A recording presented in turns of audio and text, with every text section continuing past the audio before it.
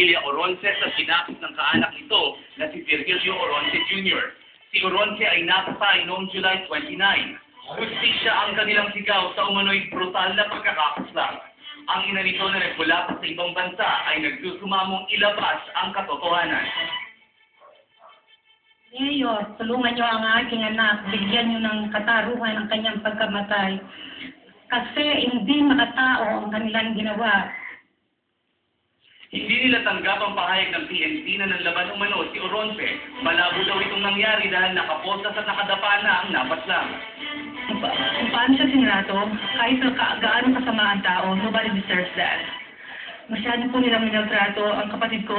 Sinaktan na nila, pinatay nila, and then, after po namatay ang kapatid ko, minaltrato pa yung katawan niya.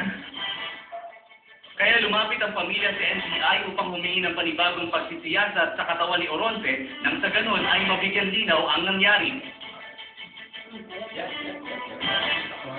Bali talagang planted lahat. Hindi shootout, rabaw.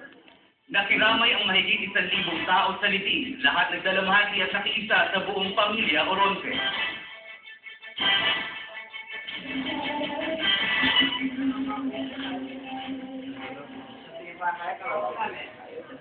Katarungan po para po kang kapatid ni Ogie Oronce saka Bot.